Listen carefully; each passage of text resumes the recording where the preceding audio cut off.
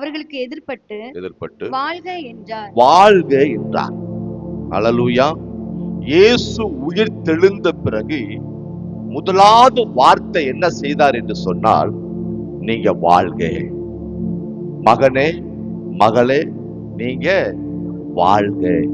முதலாவது வார்த்தை வாழ்க என்று சொன்னார்.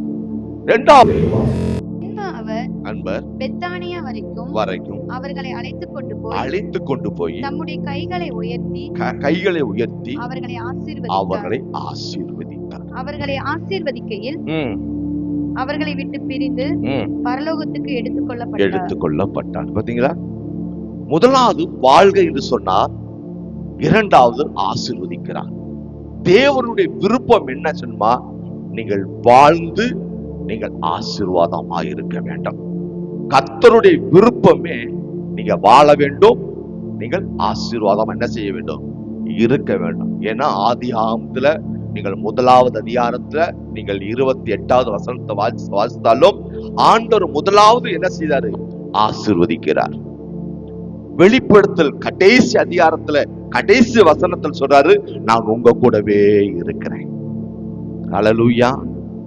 3 யோவான் 1:2 சொல்லுகிறது, பிரியமானவர்களே, உன் ஆத்துமா வாழ்வதை போல எல்லாவற்றையும் வாழ்ந்து சுகமாயிரு. யார் சொல்றது? ஊழியக்காரர் வாழ்த்துக்கிறார். இந்த நாளில் உங்களை எல்லாத்தையும் என்ன செய்யறான், வாழ்த்துக்கிறோம். உன் ஆத்துமா வாழ்வதை போல நீங்க எல்லாவற்றையும் வாழ்ந்து நீங்க சுகத்தோடும் பலத்தோடும் ஆரோக்கியத்தோடும் என்ன செய்வீங்க, நீங்கள் இருப்பதாக. அல்லேலூயா. எதுக்கு நம்ம வாழ்க என்று சொல்லி, எதுக்கு தேவன் ஆசீர்வதித்தார் என்று சொன்னால், ஒரு காரியத்துக்காக தான். என்ன காரியம் தெரியுமா? மத்தேயு எழுதின சுவிசேஷம் கடைசியாக 28:18 வாசிப்போம். மத்தேயு 28:18 வாசிங்க. அப்பொழுது இயேசு சமீபித்து வந்து அவர்களை நோக்கி வானத்திலும் பூமியிலும் சகல அதிகாரமும் எனக்கு கொடுக்கப்பட்டிருக்கிறது. ஆகையால் நீங்கள் புறப்பட்டு போய் சகல ஜாதிகளுக்கு சீசராக்குங்க. பிதா குமாரன் பரிசுத்தாவின் நாமத்தினாலே அவர்களுக்கு ஞானஸ்தானம் கொடுங்கள். நான் உங்களுக்கு கட்டளையிட்ட யாவையும் அவர்கள் கைக்கொள்ளும்படி அவர்களுக்கு உபதேசம் பண்ணுங்கள்.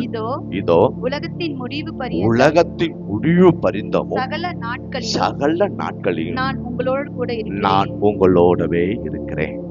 அல்லேலூயா.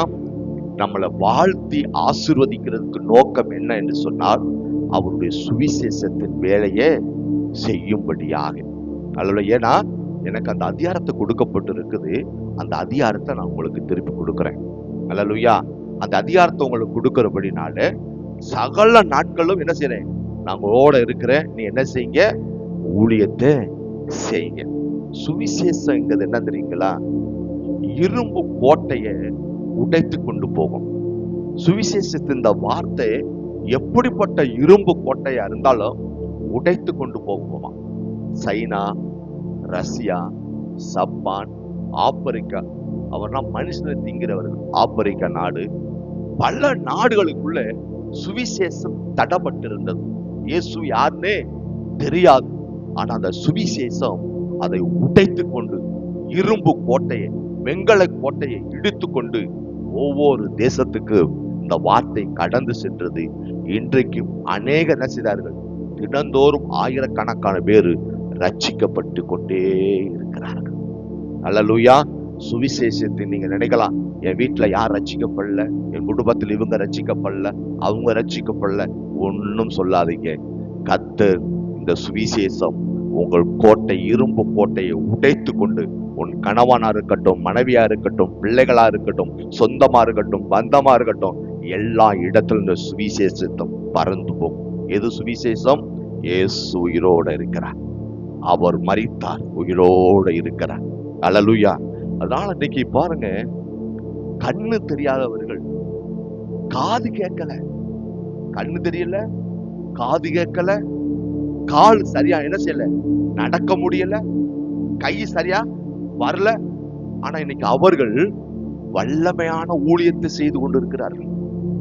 எப்படி வல்லமையான ஊழியத்தை செய்கிறார்கள்? அநேகர் எனக்கு தெரியும். நான் அவர் கூட பிரயாணப்பட்டிருக்கேன், அவரோட ஊழியத்தை செஞ்சிருக்கிறேன். இன்னும் செஞ்சு கொண்டிருக்கார். கோயம்புத்தூர் பட்டணத்திலே குஷ்டரோகி உள்ளவர்கள் செய்கிறார்கள், வியாதி உள்ளவர்கள் செய்கிறார்கள்.